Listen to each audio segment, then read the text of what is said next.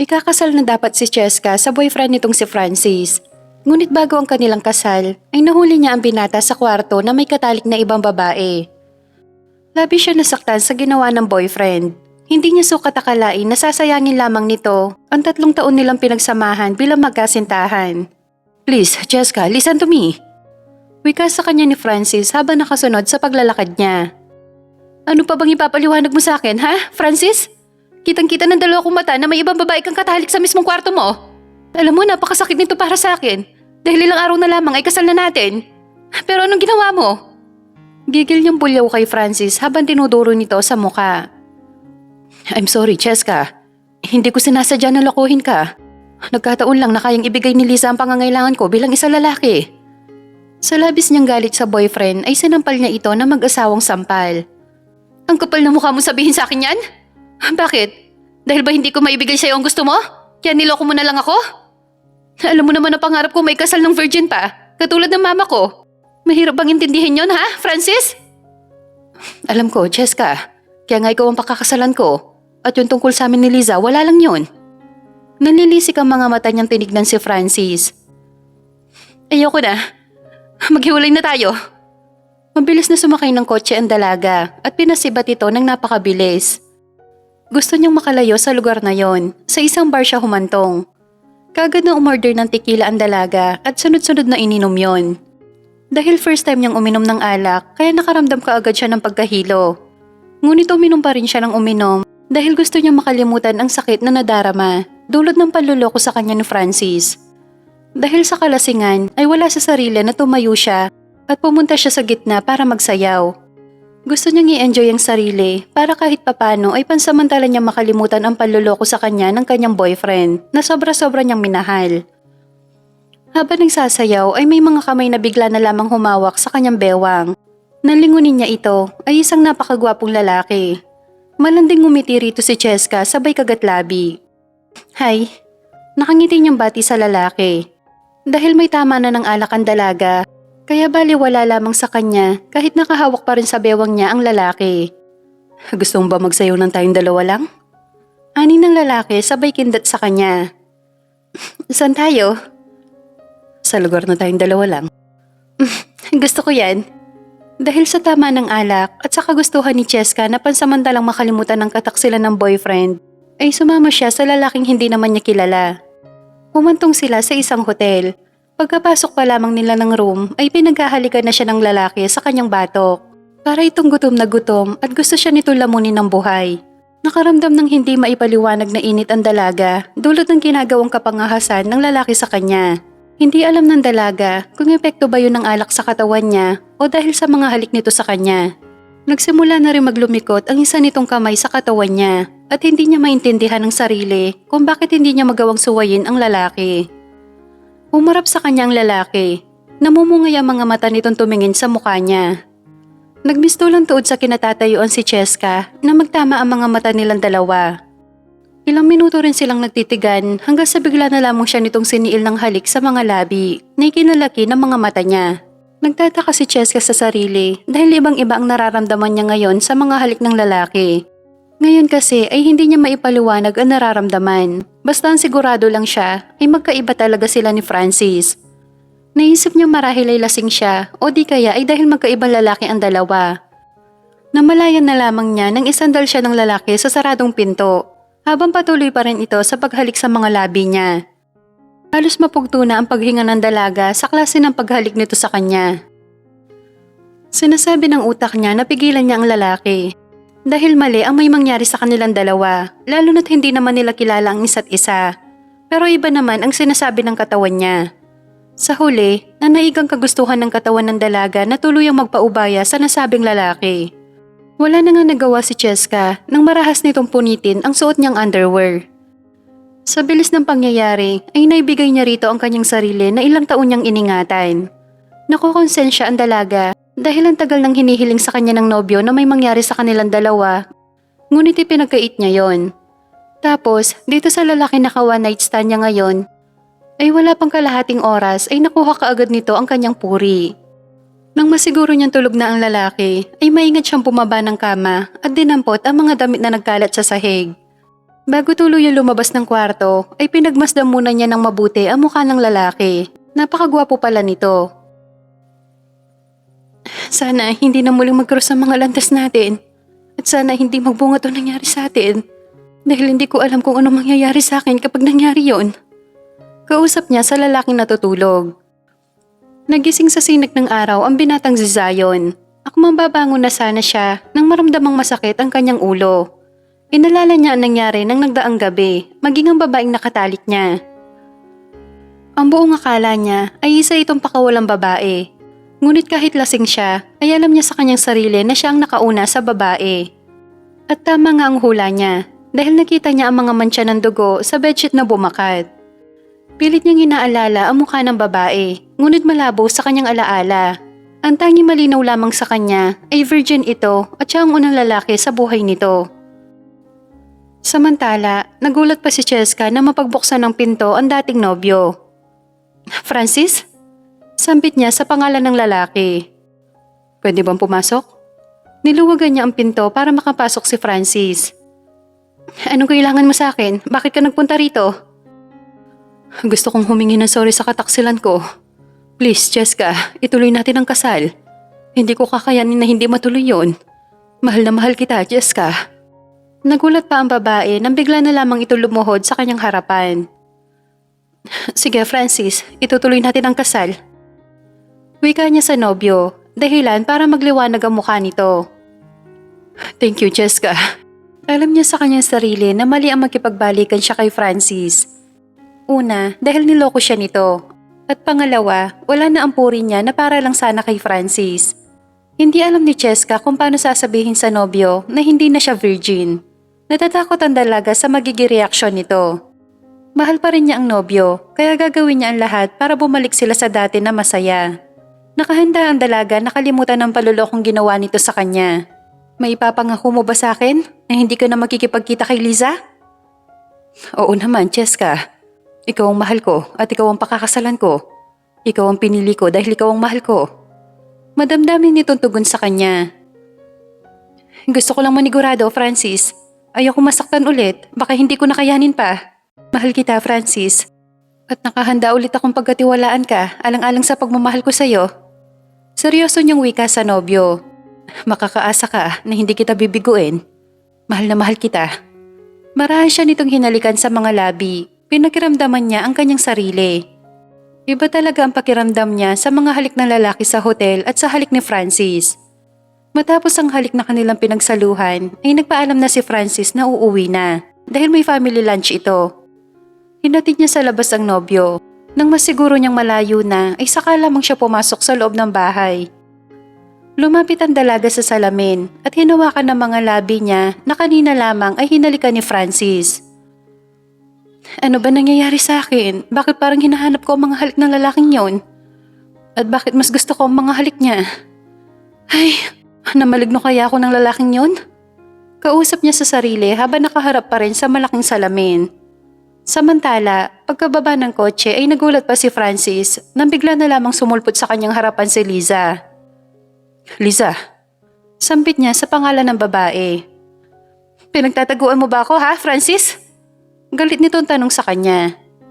Hindi saka bakit naman kita pagtataguan? Malay ko sa'yo. Gusto ko na mag-usap tayo ngayon tungkol sa atin dalawa. Bukas na lamang tayo mag-usap. Hinihintay na ako sa loob ng pamilya ko. Hindi, Francis. Gusto ko ngayon tayo mag-usap dahil may importante tayong dapat pag-usapan. Bukas na, Liza. Pupuntahan na lang kita sa bahay mo. Buntis ako, Francis. Nanlalaki ang mga mata niya na tumingin sa mukha ng babae. Ano sinabi mo? Bingi ka ba? Sabi ko, buntis ako at ikaw ang ama. Galit nitong ulit sa kanya. Hindi ka pwedeng mabuntis. Galit niyang wika sa babae. Pwes, wala kang magagawa, Francis. Dahil buntis na ako at kailangan mo akong panagutan. No way. Bakit hindi? Dahil ba sa girlfriend mo, ha? Oo, Liza. Kaya huwag ka nang umasa pa dahil wala kang mapapala sa akin. Gigil niyang wika sa dalaga. Sorry, Francis. Pero hindi ako papayag. Ipaglalaban ko ang karapatan namin ng anak mo. Kung kinakailangan na lumuhod ako sa harapan ni Cheska, gagawin ko, makuha lang kita. Mabilis siya nitong tinalikuran. Naiwan siya ng papamura na lamang sa kawalan. Samantala, naikwento naman ni Cheska sa kaibigan ang nagawa niyang kasalanan kay Francis. Hindi makapaniwala ang kaibigan na nagawa niya yon. Naku friend, paano na ngayon yan? Anong plano mo? Hindi ko din alam, Nadia. Naguguluhan na ako. Basta isa lang ang malinaw sa akin. Hindi ko kaya mawala sa akin si Francis. Kahit anong mangyari, kailangan matuloy ang kasal namin.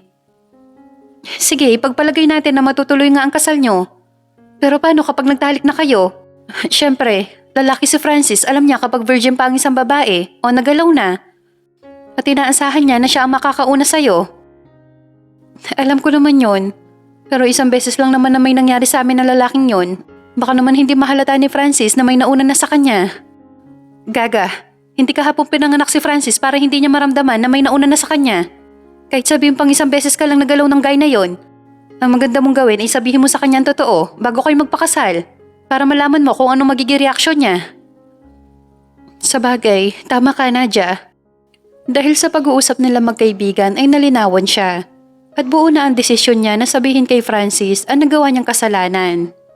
Kakarating lamang niya ng bahay na may bisitang dumating na hindi niya inaasahan. Walang iba kundi si Liza. Anong ginagawa mo rito? Mataray niyang tanong kay Liza. Hindi ako nagpunta dito para makipag-away sa'yo. Nandito ako para sabihin sa'yo na buntis ako. At si Francis ang ama. Ano? Buntis ka? Yes, buntis ako. Kailangan namin ng anak ko si Francis. Please, ipaubaya mo na siya sa amin, Cheska. Hindi. Nakikiusap ko sa'yo, Cheska, alang-alang sa magiging anak namin. Ipaubaya mo na sa akin si Francis. Sorry, pero hindi ko siya pwedeng ipaubaya sa'yo. Dahil unang-una ay sa akin siya at ikaw ang nagkisawsaw sa relasyon namin dalawa. Alam ko, kasalanan ko ang ginawa kong pakikipagrelasyon kay Francis. Pero Cheska, wag mo namang idamay ang anak ko. Huwag mo siyang tanggalan ng ama. Hindi ko din natanggalan ng ama ang anak mo, Liza. Pero paano ako? Kapag ibinigay ko si Francis sa'yo? Magpaubaya ka na lang sa amin, Cheska. Yun ang maganda mong gawin. Natahimik siya sa sinabing yun ni Liza. Nang lingunin niya ang babae ay nakasakay na pala ito ng kotse. Samantala, hanggang sa makarating ng bahay nila ay hindi pa rin tumitigil ang mga luha sa kanyang mga mata. Bagay na napansin ng Kuya Zion niya. What happened? Sino nagpaiyak sa'yo? Nag-aalala niya niyakap ang punsong kapatid na si Liza. Kuya Zion, sorry. Sorry kung hindi ko na matutupad ang pangarap mo para sa akin. Kung hindi mo na ako may pagmamalaki. Bakit? Bakit ka humihingi na sorry sa akin? I'm pregnant. Saka siya napahagulgol sa balikat ng Kuya Zion niya. Ano? Sinong walang hiyang nakabuntis sa'yo? Galit niyang turan sa kapatid. Napansin ni Liza na nagkakainitan na ang kuya niya at si Francis. Kaya nagmamadali siya lumapit sa dalawa at pumagitna. Tama na, baka magkasakitan pa kayong dalawa. Umuwi na tayo, Kuya Zion. Ako nang bahalang kumausap kay Francis. Wika niya sa dalawang lalaki. No, Liza. Kailangan kang pakasalan ng lalaking yan sa lalong madaling panahon bago pa lumaki ang tiyan mo. Mariing wika ng kuya niya. Alam ko naman yon, kuya. Pero sa halip na si Francis ang inaaway mo, bakit hindi na lang si Cheska ang awayin mo? Cheska? Siya ba ang girlfriend ng lalaking to? Yes, kuya. Pwede ba, Lisa? Huwag mo nang hanggatungan pa ang kapatid mo? Ito ang tatandaan yung dalawa. Sa oras na may mangyaring masama kay Cheska ay mananagot kayo magkapatid sa akin. Banta sa kanila ni Francis habang dinuduro sila magkapatid. Sige lang, Francis. Kung kaya mo ako, huwag mo akong tatakutin dahil hindi ako umaatras sa laban. Matapang na tugon naman ni Zion kay Francis. Nang makaalis si Liza ay kaganyang pinuntahan si Cheska para kausapin tungkol sa kapatid ni Liza. Nagtataka pa si Francis na makita ang lungkot sa mga mata ng nobya. Bakit ka malungkot? May problema ka ba? Alam ko na tungkol sa pagbubuntis ni Liza. Pinuntahan niya ako dito at kinausap na ipaubayan na lamang kita sa kanya. Hindi ako pumayag dahil akin ka. Tayo ang totoong nagmamahalan, di ba? Pero nakukonsensya ako kasi may bata nang involved dito. Sa tono ng boses mo ngayon, ay para ba sinasabi mong pakasalan ko si Liza? Tama ba ako, Cheska? Oo, Francis, tama. Dahil sa tingin ko, yun ang dapat mong gawin. Kawawang anak niyo kapag lumaki siyang walang kumpletong pamilya. Marami na ngayong mga broken family, kaya hindi na yung big deal pa. Kung ang bata ang iniisip mo, wala namang problema. Nakahanda ako magbigay ng sustento kay Liza para sa pangangailangan ng anak namin. Pero hanggang doon lamang ang kaya kong gawin. Hindi, Francis. Mali ang iniisip mo. Maawa ka sa bata. Bago ang lahat ay isipin mo muna ang mararamdaman ng anak mo bago ang sarili mo. Kaya nakapag-desisyon na ako. What do you mean? Ayoko na magpakasal pa. Una, dahil sa pagbubuntis ni Liza. At pangalawa, dahil may kasalanan ako sa'yo. Anong kasalanan? Baka naman pwede pa natin pag-usapan para maayos natin ang mga dapat ayusin. Hindi na maayos pa. Kasi hindi na ako malinis tulad ng inaakala mo. Garalgal niyang wika sa nobyo. Anong sinasabi mo? Hindi kita maintindihan. I'm sorry, Francis. Pero hindi na ako virgin. Pagtatapat niya rito habang nag-uunahang tumulo ang mga luha niya. Ano? Paano nangyari yon? Naalala mo ang gabi na mahuli ko kayong dalawa ni Liza?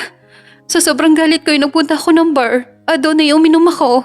Dahil hindi naman ako sanay sa alak, kaya mabilis lamang ako nalasing. Habang nagsasayaw ako ay may isang lalaki na bigla na lamang lumapit sa akin. At dahil sa epekto ng alak ay sumama ako sa kanya. Humantong kami sa isang hotel room at... Cheska, bakit hindi ka nag-iingat? Ang tagal kong nagtiis sa'yo. Nagpakamot ka sa lalaking hindi mo naman kilala? Galit na bulyaw sa kanya ng binata. Inaamin ko, Francis, nagkamali ako. Pero hindi ko yun ginusto. Alam ng Diyos na sa'yo ko lang gustong ibigay yung sarili ko. Pero ano magagawa ko na ibigay ko na? So paano na ngayon, Cheska? Hindi ka na virgin tulad ng inaasahan ko. Paano na ako na pinangakuan mo? Wala na tayong magagawa pa. Nangyari na ang hindi dapat mangyari. Baka ito na yung tinakda ng tadhana para sa atin. Dahil hindi tayong para sa isa't isa. Nasakit man pero wala nang kasal na magaganap. Pinapaubayan na kita kay Liza. No, Cheska.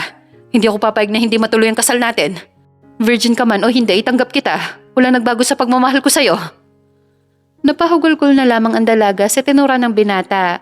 Masaya siya dahil tanggap pa rin siya nito kahit na wala na ang virginity na pinangako niya rito. At malungkot dahil buo na ang desisyon niya na ipaubaya na lamang si Francis kay Liza. Kung wala lang sanang batang involved ay okay pa sana. Pero ibang usapan na kapag may bata ng kasama sa problema. Malungkot na umiiling ang dalaga kay Francis habang nag-uunahan tumulo ang kanyang mga luha. I'm sorry, Francis, pero buo na ang desisyon ko at hindi na yun magbabago pa. Mas kailangan ka na mag-ina mo. Puntahan mo sila at magpakaama ka sa iyong anak. Pero Cheska, ang ginagawa ko to, Francis, dahil sa pagmamahal ko sa iyo. Kaya sana gawin mo rin ng tama. Paksalan mo si Liza alang-alang sa magiging anak ninyo. Walang nagawa si Francis nang pagsarahan siya ng pinto ng dalaga. Inis niyang sinipa ang basurahan na nadaanan at si Liza ang sinisisi sa nangyari. Samantala, kinagabihan upang makalimot ay muling pumunta ng bar si Cheska para uminom ng alak. Nang sa ganon ay makalimutan ang mga problemang kinakaharap. Habang hinihintay niya ang order na tequila ay isang familiar na lalaki ang nahagip ng kanyang tingin. Hindi siya maaaring magkamali. Ito ang lalaking naka one night stand niya, ang lalaking kumuha ng pagkababae niya. Kinakabahan pa siya bigla nang tumingin sa gawin niya ang lalaki, sabay kindat. Ay Diyos ko Lord, namukhaan kaya niya ako? Anong gagawin ko ngayon? Tatakbo na ba ako? Naibulong na lamang niya sa kanyang sarili. Ako man tatayo na sana ang dalaga nang bigla na lamang may magsalita sa kanyang likuran. Going somewhere? Pasimple niya nilingon ang may-ari ng boses. Halos manigas ang buong katawan niya na makilala kung sino ang may-ari nito. Walang iba kundi ang lalaking estranghero.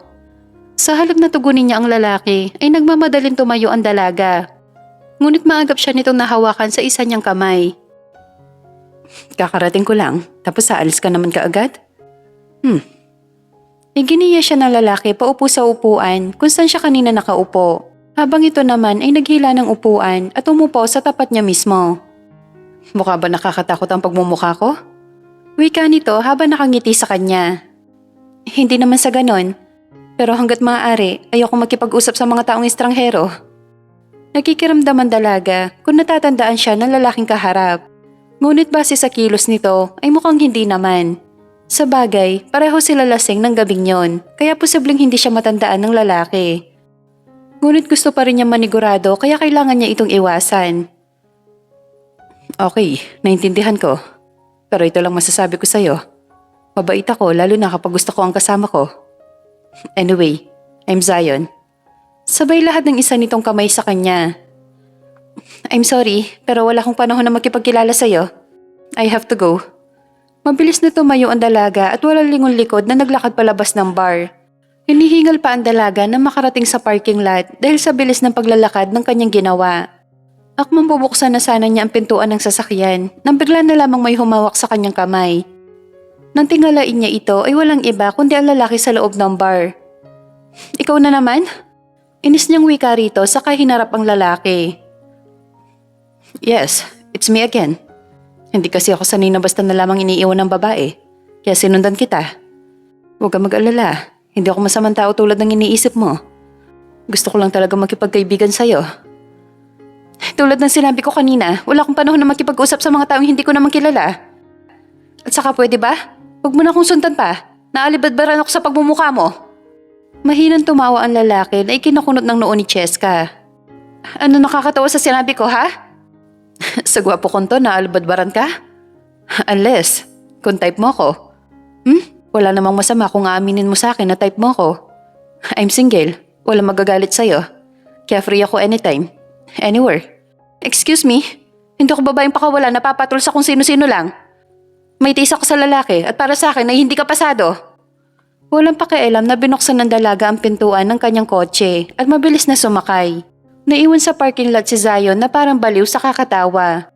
Natatawa talaga siya sa babae pero aaminin niya maganda ito at gusto niya ito makilala ng lubusan. Ano? Nakita mo ulit sa bar yung lalaki na one night stand mo? Oo, bes. Sa totoo lang ay sobra akong kinabahan kanina. Mabuti na lamang at hindi niya ako namukaan. Anong gagawin ko ngayon? Paano kung muli mag-cross ang mga landas namin? Kapag nangyari yon, ay isa lamang ang ibig sabihin nun. Destiny. Ah?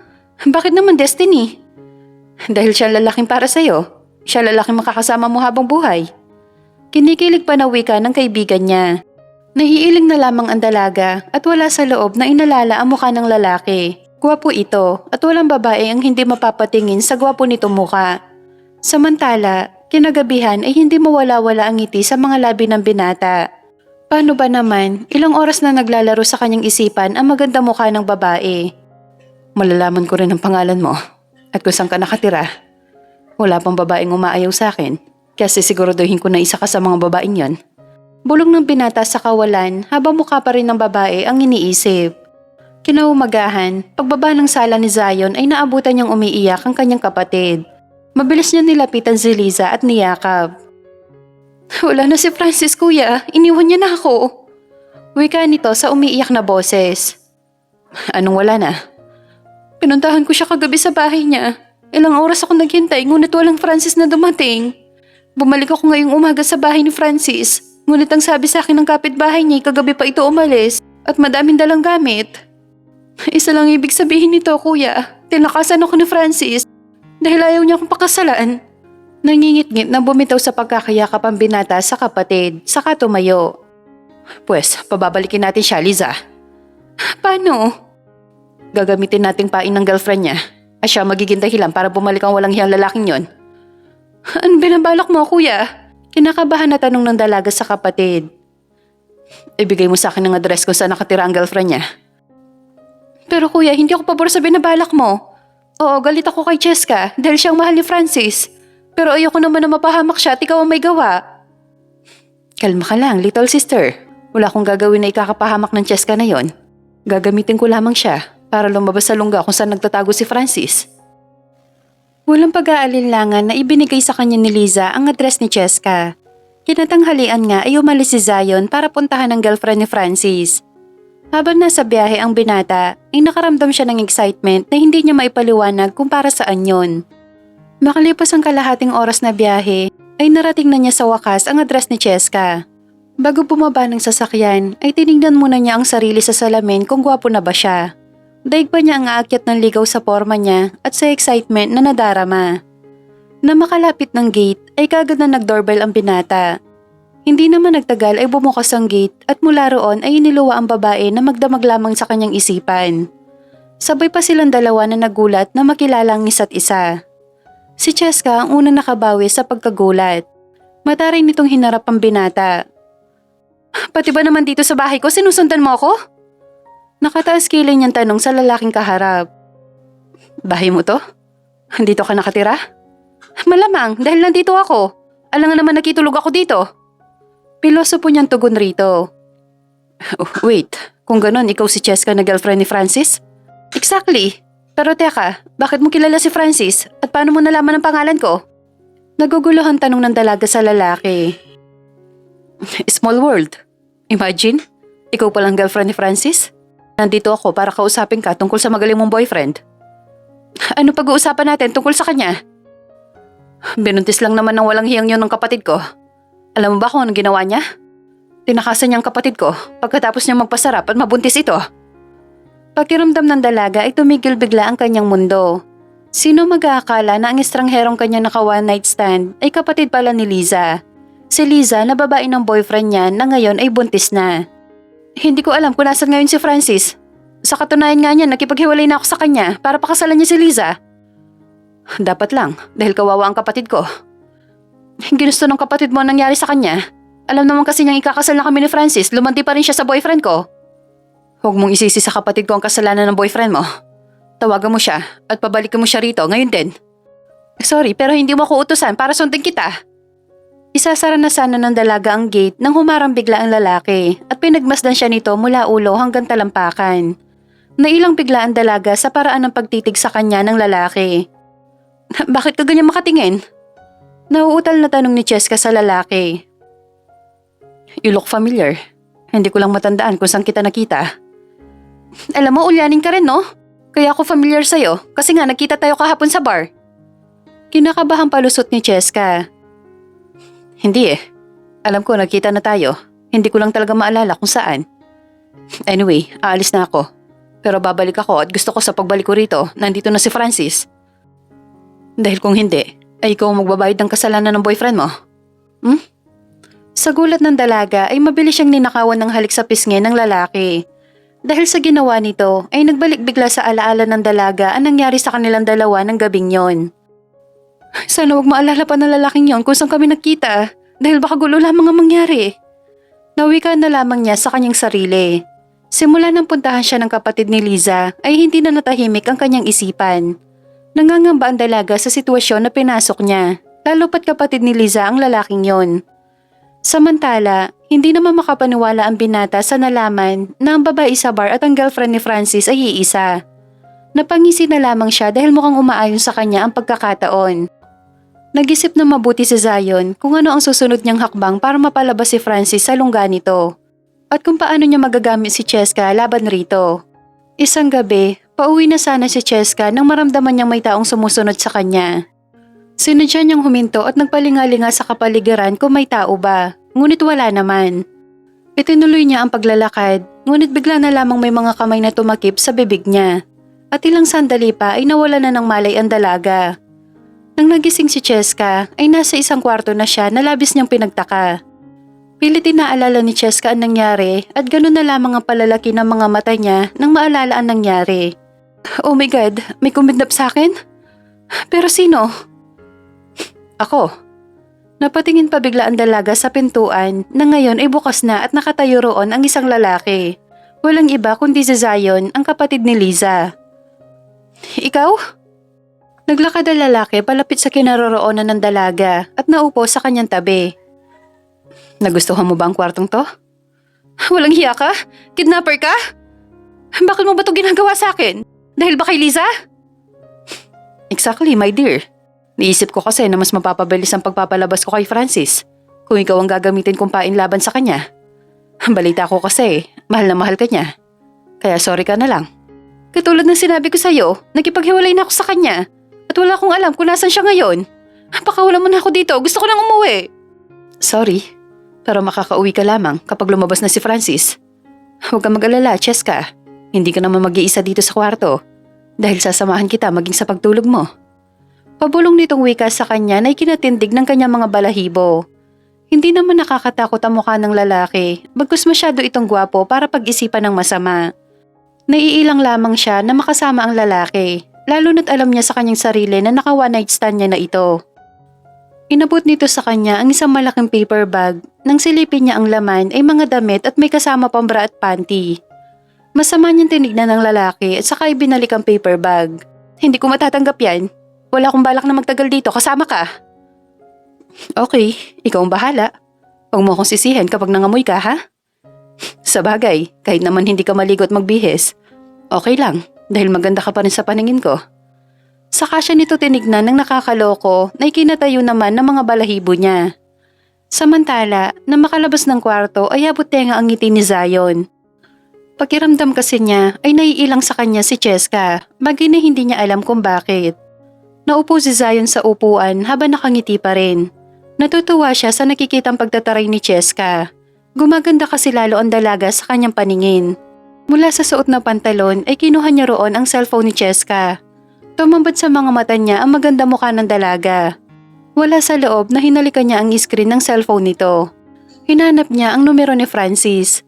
Hindi naman siya nabigo na makita yon. Kagad niyang dinayal ang numero ng lalaki at hindi nagtagal ay sinagot na nito sa kabilang linya. Hello, Cheska, napatawag ka. Bungod ka agad ni Francis. Sorry Francis, pero tulog na si Cheska. Napagod ata sa ginawa namin. Wika niya rito sa nangiinis na boses.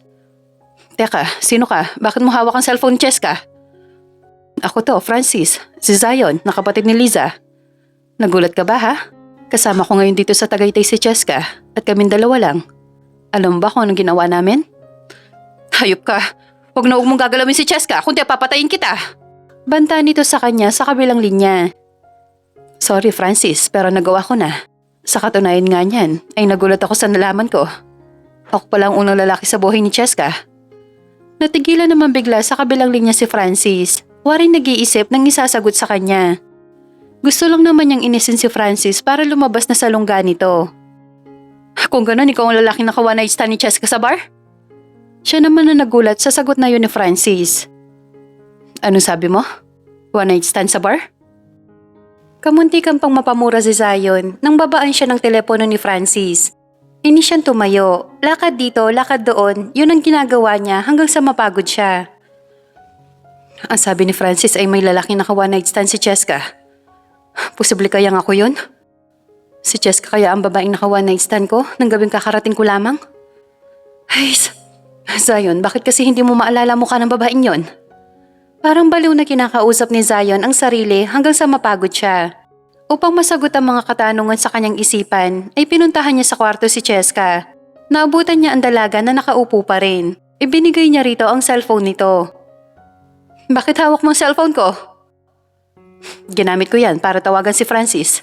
At sinabi ko sa kanya na kasama kita. Na may ginagawa tayong kababalaghan. Ayun, galit na galit sa akin. Baliw ka ba? Alam nga naman matuwa siya sa mga pinagsasabi mo. Alam mo ikaw, may saltik ka rin sa utak no? Kasi baliw lang ang gagawa sa mga bagay na ginagawa mo ngayon. Katulad nitong pagkidnap mo sa akin. Ginagawa ko lang to para inisin ang gagong Francis na yon. At nagtagumpay naman ako. Daig pa niya ngayon ang bulkan na sasabog sa sobrang galit sa akin. Ewan ko sa'yo. Pakawala mo na ako dito, gusto ko nang umuwi. Hindi ka makakauwi hanggat hindi lumalabas sa lungga niya si Francis. Wait, may gusto pala akong itanong sa'yo. Kasi may nasabi sa akin si Francis tungkol sa'yo. Ano yon? Ang sabi niya sa akin, may lalaki ka raw na naka one night stand sa bar. Totoo ba yon? Ano naman sa'yo? Wika niya rito saka ito inarapan. Kasi nang araw nakakarating ko lamang galing Amerika, ay may isang babae ako naka one night stand sa bar. Ikaw ba ang babaeng naka one night stand ko? Ano sinasabi mo? Hindi kita maintindihan. Maang-maanga na tugon ni Cheska sa binata. Oo, o hindi lang yung sasagot mo sa akin. Ngayon, uulitin ko. Ikaw ba ang babae naka one night stand ko? Bakit ako ang tinatanong mo? Di ba dapat ay alam mo kung sino nakaanuhan mo? Magtatanong ba ako sa'yo kung alam ko? Sagutin mo na lang na maayos ang tanong ko sa'yo para matapos ng usapang to. Ayoko nga. Kung gusto mo sagutin ko ang tanong mo, pauwiin mo muna ako sa bahay ko. Okay, yun lang pala eh. Palihim na napangiti ang dalaga nang pumayag si Zion sa gusto niya. Niyaya na siya nitong lumabas ng kwarto at dire-diretso hanggang sa kotse nito sa labas. Habang nasa biyahe ay tahimik lamang ang binata. Habang si Cheska naman ay nag-iisip ng palusot niya kapag nakarating sila ng bahay. Hindi nagtagal ay narating nila ang bahay ng dalaga. Ako mang bababa na sana ng sasakyan si Cheska nang bigla na lamang lumipat sa upuan niya si Zion na ikinataas ng kilay nito. Oh, bakit ka lumipat dito? Bababa na ako kasi dito na ang bahay ko. May nakakalimutan ka kasi. Ang usapan ay usapan. At ang usapan ay kailangan to pa rin. Now, pwede mo na ba sagutin ang tanong ko sa'yo kanina? Ha? Anong tanong mo kanina? Maang na tanong ng dalaga habang nag-iisip ng paraan kung paano malulusutan si Zion. Okay, uulitin ko na lang ang tanong ko sa'yo. Kasi medyo ulyanin ka na pala. Anyway, ilang taong ka na ba? Bata pa ako at hindi ako ulyanin. Sa kanya inarapan ng binata na ikinangisi nito. Alam mo ba na type ko ang mga babaeng mas bata sa akin? Alam mo kung bakit? Sorry, wala akong balak na alamin dahil hindi ako interesado. Muling pagtataray niya sa binata, sabay buntong hininga. Sinasabi ko lang para alam mo. Kung wala ka na sasabihin pa, bababa na ako. Okay, makakababa ka lang ng sasakyan kung masasagot mo ang tanong ko. At ang gusto ko ay totoong sagot ang isasagot mo sa akin. Inis na pinandilate niya ang binata. Ang akala pa naman niya ay maiisahan niya ito ngunit hindi pala. Walang ibang choice ang dalaga kundi ang mag-isip na matinong isasagot kay Zion. Now, tell me Cheska, ikaw ba ang babae sa bar na naka-one night stand ko? 2 weeks ago? Hindi. Hindi ako yon. Dahil hindi ko masisikmura na makipagtalik sa'yo. Oh, really? Bakit naman? Hindi mo ba alam na lahat ng mga babaeng natitikman ko ay nababaliw sa sarap at hinahanap ang init ng katawan ko? Sus, parang hindi naman. Pabulong niyang wika. Anong sabi mo? Ang sabi ko, ganun ba? Buti hindi sila dinala sa mental hospital kasi sabi mo nababaliw sila. So far, hindi naman. Dahil ibang pagkabaliw ang sinasabi ko. Gusto mo malaman kung ano yon? Hindi na kailangan. Nasagot ko ng tanong mo sa akin, siguro naman pwede na akong bumaba. Akmang bubuksan na sana ng dalaga ang pintuan nang maagap siyang pinigilan ni Zion. Hindi pa. Bababa ka lamang dito sa kotse ko kapag sinabi ko na. Aba, hindi naman ata pwede yon. Ang sabi mo kapag nasagot ko ang tanong mo sa akin ay pwede na akong bumaba. Ipapaalala ko lang sa iyo ang sinabi mo kanina. Ang usapan ay usapan. Yeah, hindi ko naman nakakalimutan yon, my dear Cheska. Pero gusto ko makasigurado na nagsasabi ka nga ng totoo at hindi ka nagsisinungaling sa akin. Ano ibig mo sabihin? Kinakabahan na tanong ng dalaga kay Zion. Alam ko na hindi ka nagsasabi ng totoo. Kung tuso ka, ay mas tuso ako. Kung sa tingin mo ay mapapaniwala mo kaagad ako, nagkakamali ka. Kung ayaw mong maniwala, wag. Hindi ko na yung problema. Inis na tugon ng dalaga, ngunit sa gulat niya ay bigla na lamang siyang kinuyumos ng halik sa mga labi ng binata. Nagpupumiglas ang dalaga, ngunit malakas sa kanya si Zion. Mabilis siya nitong naisandal sa saradong pintuan ng kotse habang patuloy na inaangkin ang mga labi niya. Namalayan na lamang ng dalaga na tinutugunan niya ang mga halik ni Zion at unti-unti na siyang nadadarang sa init na hatid nito sa kanya. Ilang sandali pa'y naramdaman na lamang niya ang pagbaba ng mga halik na naging daan para lalong mabuhay ang init ng kanyang katawan. Kapwa pa sila hinihingal na dalawa na maghiwalay ang kanilang mga labi. Pakiramdam ng dalaga ay naputol ang excitement na hatid sa kanya ng binata. Pareho silang titig na titig sa isa't isa, walang may gusto magsalita. Nang hindi makatiis si Cheska, ay siya nang bumasag sa katahimikan na mamayani sa kanilang dalawa. Bakit ganyan ka makatitig sa akin? Ikaw ang babaeng hinahanap ko, Cheska. Ikaw ang babaeng naka one night stand ko. Alam mo ba na mas dumoble ang saya ko na malamang ikaw ngayon? Bakit naman? To be honest, ay hindi ko rin alam. Basta ang tanging malinaw lamang sa akin ay iba ka sa lahat at special ka para sa akin. Kung papayag ka'y nakahanda akong pakasalan ka. Napalunok bigla si Cheska nang marinig ang salitang kasal. Kasal? Nagpapatawa ka ba ha, Zion? Hindi tayo magkakilala at higit sa lahat hindi natin mahal ang isa't isa. Kaya may nangyari sa atin ay dahil pareho tayong mga lasing ng gabing yon. At ang tawag doon ay one night stand. Hindi mo ako kailangang pakasalan dahil wala ka namang obligasyon sa akin. Alam ko, Cheska. Pero gusto kong maging bahagi ng buhay mo. Please, bigyan mo ako ng pagkakataon na patunayan sa'yo na malinis ang hangarin ko. Ngayon alam mo na ang totoo. Siguro naman pwede na akong bumaba. Lumayo sa kanya ang binata at pinagbuksan siya ng pintuan. Salamat sa paghatid mo. Sana ito nang huli nating pagkikita. Pagkasabi niya ng mga katagang yon ay mabilis niyang tinalikuran ng binata at naglakad palayo rito. Samantala, pasakay na sana ng kotse si Zion nang bigla na lamang may sumuntok sa kanya. Nang lingunin niya ay si Francis pala. Hey, ano bang problema mo? Galit na bulyaw niya kay Francis. Tinatanong mo ko kung anong problema ko? Ikaw ang problema ko, Zion. Bakit? Inaano ba kita, ha? Baka nakakalimutan mo, Francis. Ikaw ang may atraso sa akin dahil pinuntos mo ang kapatid ko. Ganting sigaw niya sa lalaki. Oo, inaamin ko. Pero sa ginawa mo kay Cheska ay patas na tayong dalawa. Alam mo ba na kinuha mo sa kanyang isang bagay na dapat ay para sa akin? Ilang taon ako nagtiis at naghintay. Tapos bigla kang dumating at ikaw nakakuha ng dapat ay para sa akin. Napahagalpak ng tawa si Zion sa mga pinagsasabi ni Francis. Daig pa nito ang batang inagawan ng candy. So, ikaw palang nagsaing? At ako naman ang kumain? Sorry Francis, mas mabilis kasi ako sa'yo. Next time, kung ayaw mong maunahan ng iba, pitasin mo kaagad ang para sa'yo. Sa kanya itong inisihan na lalo nagpatindi ng galit ni Francis. Ano bang gusto mo, Zion? Alam mo kung ano gusto ko, Francis. At yun ay ang pakasalan mo ang kapatid ko. Ngayon kung hindi mo kayang pakasalan si Liza, pasensyahan na lamang tayo. Okay, gusto mong pakasalan ko si Liza? Eh di pa kakasalan ko. Pero sa isang kondisyon. Wow ha? Ang kapal na mukha mo para magbigay ng kondisyon. Pero sige, pagbibigyan kita. Ano ba yon? Layuan mo si Cheska. Kapag nagawa mo yon, ay pakakasalan ko na si Liza.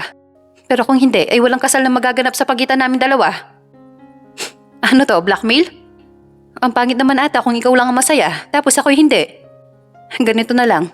Para pareho tayong masaya at walang halong palalamang. Pakasalan mo si Liza at pakakasalan ko naman si Cheska. O, di ba? Masaya? Baliw ka ba, ha? Hindi ka mahal ni Cheska. Alam ko na hindi siya papayag na magpakasal sa'yo. Kasi ako lang ang nag-iisang lalaking mahal niya at wala nang iba. Parang hindi naman, Francis. Kasi kanina, nang hinalikan ko siya, ay mabilis pa sa alas 4 na tinugon niya ang mga halik ko sa kanya. At ito pa, ang sabi niya sa akin ay good kisser daw ako. So isa lang ibig sabihin nun. Hindi ka pala good kisser para sa kanya. Ako mamuli siyang susuntokin ni Francis, ngunit mabilis siya nakailag. Tama ng isang beses na nasuntok mo ako, Francis. At hindi na yun pwedeng maulit pa. Mabilis niyang binuksan ang pintuan ng sasakyan at kaagad na pinasibat. Naiwan naman ng gigigil sa galit si Francis dahil sa mga pinagsasabi sa kanya ni Zion. Hindi niya matanggap na hindi pala siya good kisser para kay Cheska. Pagkagaling niya ng bahay ni Cheska ay dumiretso naman siya sa bahay ni Liza. Mabuti na lamang at wala doon si Zion. Ayaw niya magpang-abot pa sila ng lalaki dahil baka magulpi pa niya ito kapag hindi siya nakapagpigil. Anong ginagawa mo dito, Francis? Nandito ako para itama ang lahat. Gusto kitang pakasalan, Liza, at maging mabuting ama sa anak natin. Talaga, Francis? Pakakasalan mo ako? Oo, Liza. Dahil yun ang tama. Ayoko naman na habang buhay na magtago na parang kriminal. Kaya para matapos na to, ay pakakasalan na kita.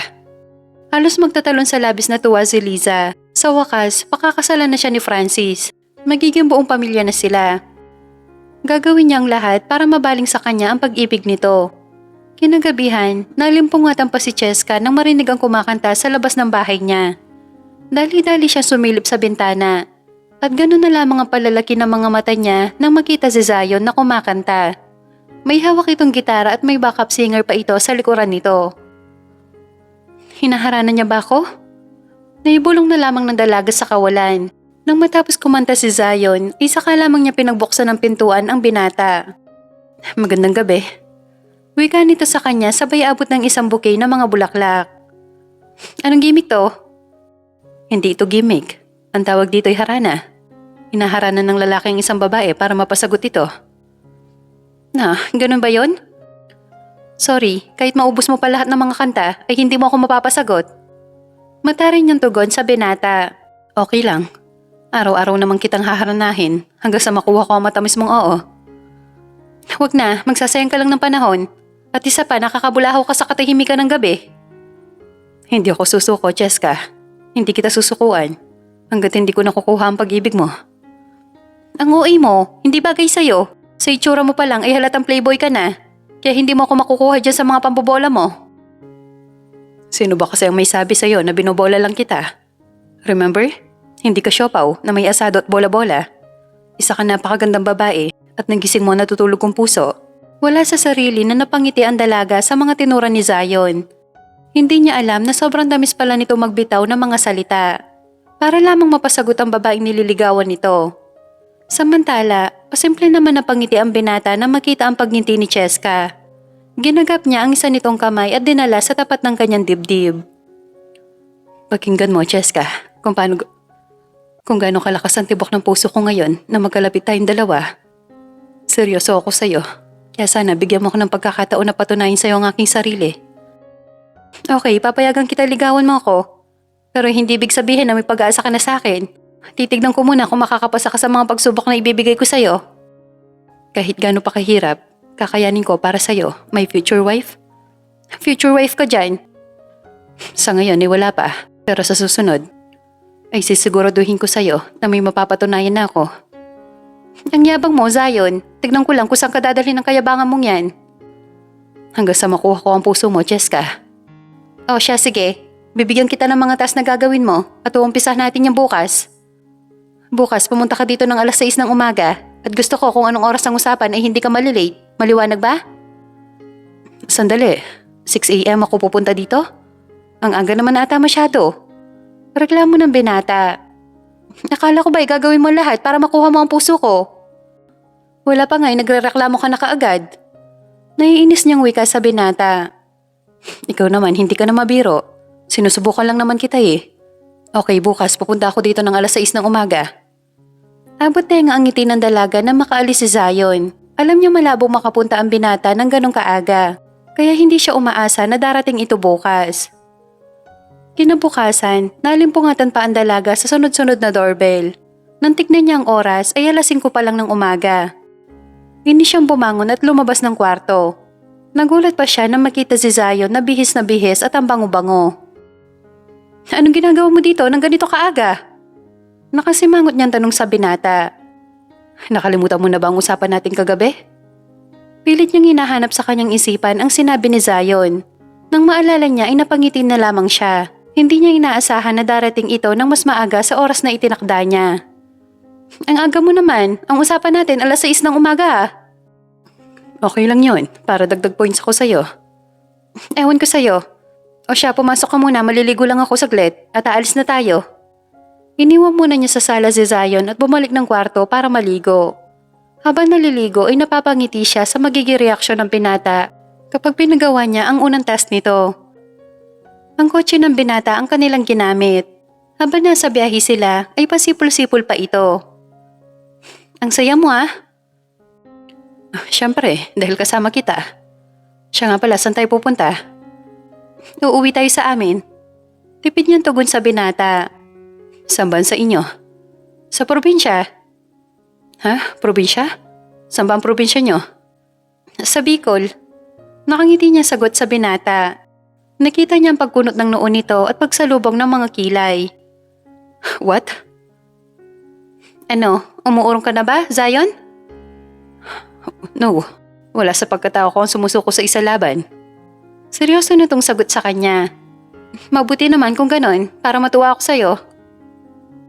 Naisip ko lang, Cheska, masyado malayo ang Bicol.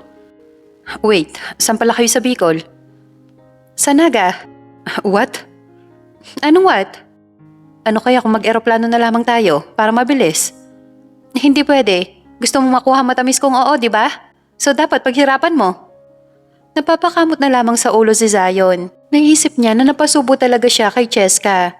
Pero naisip niya na okay lang, basta mapasagot niya ito bago matapos ang buwang yon.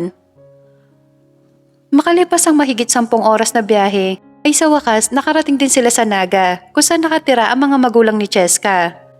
Sinalubong sila ng mama nito at kuya. Bakit biglaan ang pag-uwi mo dito, Cheska? Narinig niyang tanong ng mama nito. Oo nga po mama eh, may tuturuan kasi ako ng isang tao kung paano mamuhay dito sa probinsya. Sino, anak? Siya po, mama. Turo sa kanya ni Cheska. Nakangiti niyang binati ang mama ni Cheska. Magandang hapon po, ma'am. Magalang niyang bati sa ginang. Nakangiti naman tumango sa kanya ang matandang babae. Sino siya, anak? Oo nga, Cheska, sino siya? Sabat naman ng kuya ni Cheska. Maliligo ko po, mama, kuya. Sabay pa nagkatingin na ng dalawa sa dalaga at kalaunan ay sa kanya naman napako ang tingin ng mga ito.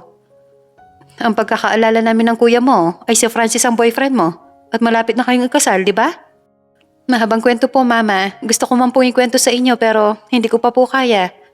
Masyado pa pong masakit para sa akin na nangyari.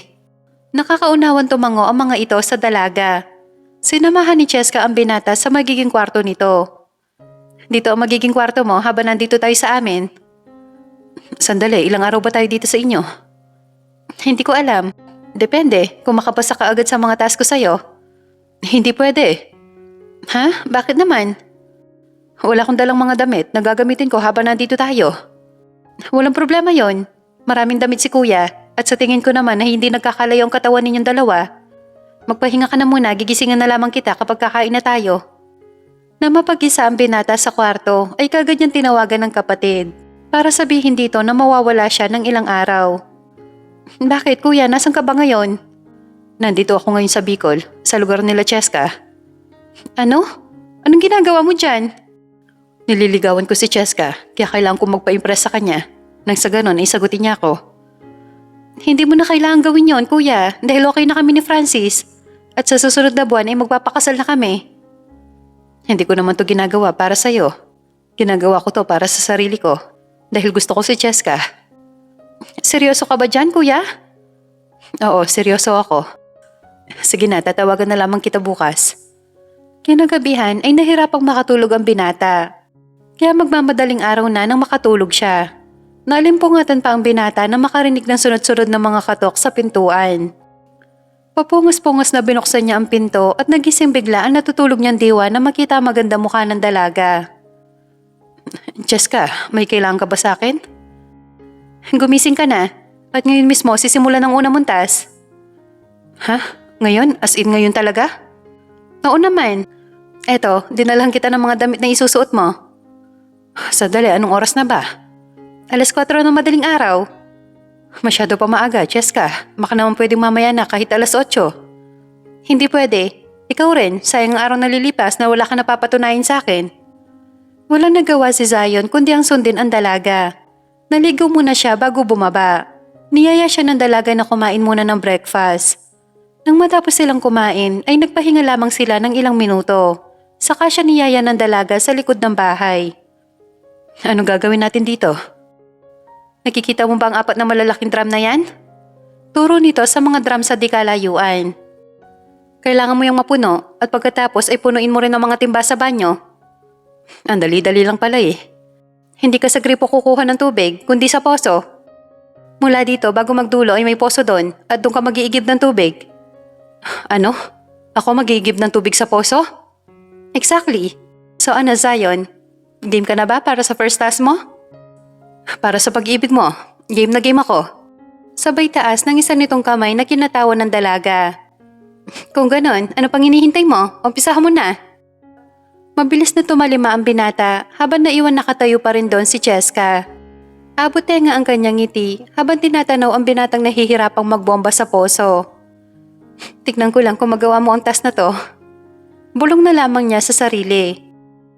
Samantala, tagaktak na ng pawis si Zion sa kakabomba at masakit na rin ang kanyang kamay. Feeling niya ay magsusugat na ang mga palad niya. 3 malalaking drum ang kailangan niyang punuin at bukod doon ay susunod pa niya ang mga timba sa banyo. Ay, Zion, ano ba tong ginagawa mo? Hindi ikaw to. Bakit pumapayag ka na alilahin ka ni Cheska? Kausap na lamang niya sa sarili. Nang mapuno niya ang 3 drum ay sinunod niya ang mga timba sa banyo. Nang matapos siya ay nakangiti niya nilapitan ng dalaga. Tapos na ako sa first task ko. Ang dali-dali lang pala. Para lang ako nag-exercise. Pagyayabang ng binata, kahit na ang totoo ay masakit na ang mga palad niya maging ang likod. Talaga ba? Kung ganon, isunod na natin ang second task mo. Nakikita mo ba mga kahoy na nakatambak na yan? Kailangan mo sibakin para may panggatong tayo. What? Bakit? Ayaw mo ba, ha? Hindi naman sa ganon, Cheska. Pero bakit kailangan pa magsibak? May lutuan naman na dekuryente dito sa bahay nyo. Kasi mas masarap kapag sa kahoy iniluto ang mga pagkain. Lalo na ang kanin at saka mahal ang kuryente ngayon para makatipid naman. Makakatipid nga, ako naman ang kawawa. Di bale, ganito na lang. Ako na magbabayad ng kuryente nyo. Nakangiti niyang wika sa dalaga. Anong akala mo sa amin, walang pambayad? Hindi naman sa ganon, gusto lang kitang tulungan. Ang dami mong pang sinasabi, kung ayaw mo magsibak, edi wag. Sa inis niya kay Zion ay padabog niya itong iniwanan sa likod ng bahay.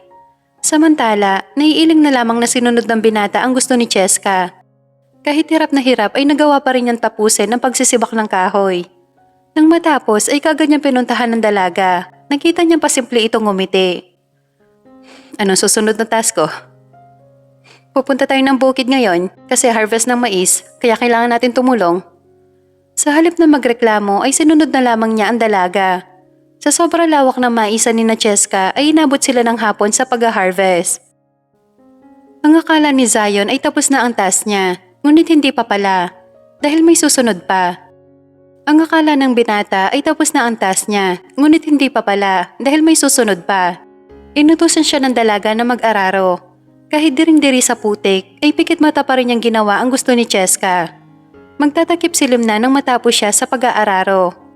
Nang matapos maligo ay patapa siya na higa ng kama. Sa labis na kapaguran ay mabilis siya nakatulog. Anak, pwede ba kita makausap? Sige po mama, tungkol po ba saan? Bakit mo naman maghapong pinatrabaho si Zion? Nakakahiya naman sa kanya. Okay lang yun mama, para alam niya kung paano mamuhay dito sa probinsya. At saka para alam niya ang tamang paliligaw. Ang tanong, may pag-asa ba sa'yo? Hindi ko po alam mama. Tipid niyang wika sa ina. Nakikita naman niya ang efforts ng binata, ngunit hindi niya masasabi na mahal niya na ito. Hindi pa rin niya nakakalimutan si Francis dahil ito ang unang pag-ibig niya. Kinabukasan, nagulat pa ang dalaga paglabas ng kwarto nang makitang gising na si Zion at nakaligo na rin ito. Ang aga mo ah. Siyempre para hindi mo na ako gisingin pa. So anong task ko ngayong araw? Wala ka nang gagawin dahil tapos na kahapon. At masaya ako natapos mo yon. Pwede ka nang bumalik ng Maynila. Hindi ka sasama sa akin? Hindi, dito muna ako. Kahit mga ilang linggo para makasama ko pa si na mama. Cheska, pwede ko ba malaman kung makukuha ko na ba matamis mong oo? Pasensya ka na, Zion. Pero hindi pa ako handa magmahal ulit at lumagay sa isang relasyon. Masyado pa masakit ang ginawa sa akin ni Francis. Masaya ako na nagawa mo ang task na ibinigay ko sa'yo kahit na hindi ka naman sanay sa ganon. Pero ginawa mo pa rin para hindi ako ma-disappoint sa'yo. So ang ibig sabihin ba nito? Busted ako? Parang ganun na nga. Marami pa mga babae, Zion. Matatagpuan mo din ang babaeng para sa'yo at hindi ako yon. Pero Cheska, paano naman na nangyari sa atin? Kalimutan na lamang natin na nangyari. Total, hindi naman nagbunga. Malungkot man ay kailangan igalang ng binata ang pasya ni Cheska. Pagpatak ng 7:00 ng umaga, ay umalis na siya para maaga makarating ng Maynila. 1 month later. Nang matapos ang kasal ni na Francis at Liza, ay masaya niyang binati ang kapatid at si Francis, na ngayon ay bayaw na niya. Ikaw nang bahala sa kapatid ko. Sana huwag mo siya sasaktan. Balang araw ay matututunan mo di siyang mahalin. I know, Kuya Zion. Parang hindi bagay sa'yo ang tawagin akong kuya. Sabay tapik sa balikat nito. Napagdesisyonan ni Zion na bumalik na lamang ng Amerika. Total, patapos na rin ang bakasyon niya at isa pa wala ng dahilan para mag-stay pa siya ng matagal. Samantala sa probinsya ay nakatanggap ng text si Cheska galing kay Zion. Nalungkot bigla ang dalaga nang mabasa ang laman ng text nito. Nag-iisip siya kung anong ire-reply niya rito, ngunit wala naman siyang maisip. Nang gabing yon ay hindi siya makakatulog sa kakaisip. Alam niyang sa oras na makabalik ng Amerika ang binata ay hindi niya na ito makikita pa kahit kailan. Dahil sa pag-iisip ay halos hindi nakatulog ng gabing yun si Cheska. Kung mahal mo siya anak, aba kumilos ka na bago pa mahuli ang lahat. Kaagad na wika ng mama niya na makita siyang tahimik na nakaupo sa sala. Huli na po ang lahat mama. Sa mga oras na to ay baka nakalipad ng eroplanong sinasakyan ni Zion. Naluluha niyang tugon sa ina. Ikaw naman kasi anak, bakit hindi mo siya nireplyan kagabi? Para napigilan mo siyang umalis. Ewan ko ma, naduwag ako. Naduwag akong aminin sa aking sarili na mahal ko na siya na... Talaga Cheska? Mahal mo na din ako? Sabay pa silang napalingon na mag-ina nang marinig ang boses ni Zion. Zion, bakit ka nandito? Di ba ngayon ang flight mo? Gulat niyang tanong sa binata. Yeah, pero hindi ako pwedeng umalis na hindi kita nakikita sa huling pagkakataon. Kung pipigilan mo ako na huwag umalis hindi na ako aalis. Pero kung huwag ka nang umalis, Zion, kasi mahal din kita. Putol niya sa mga sasabihin pa sana ng binata. Talaga, Cheska? Bakit? Ayaw mo ba? Siyempre, gusto ko. I love you, my future wife. I love you too. Walang pag-aalinlangan na niyakap ng dalaga si Zion ng kay higpit. Sino mag-aakala na ang estrangherong lalaki ay mamahalin pala niya at nakatakdang makasama habang buhay? Napagdesisyonan nila ni Zion na sa probinsya na lamang magpakasal para maranasan nila ang kasal noong unang panahon. Makalipas ang 3 buwan ay matagumpay na nairaos ang kanilang kasal. Pagkalabas nila ng simbahan ay diretso reception na sila. Nagsasayaw silang mag-asawa sa gitna habang nilalagyan ng pera ang kanilang suot na damit. Nag-uumapaw ang tuwa sa kanilang dibdib dahil sa wakas ganap na sila mag-asawa at nakatakdang magsama hanggang sa huling sandali ng kanilang buhay sa mundo. May good news ako sa'yo, love. Wika niya kay Zion. Ano yun, love? Buntis ako. Talaga? Oo, magiging daddy ka na. Kaya kailangan mong pag-igihan ng pag-aararo sa bukid para sa kinabukasan ng mga anak natin. Sa halip na sagutin siya ng asawa, ay mainit nito mga labi at nagpatigil ng kanyang mundo.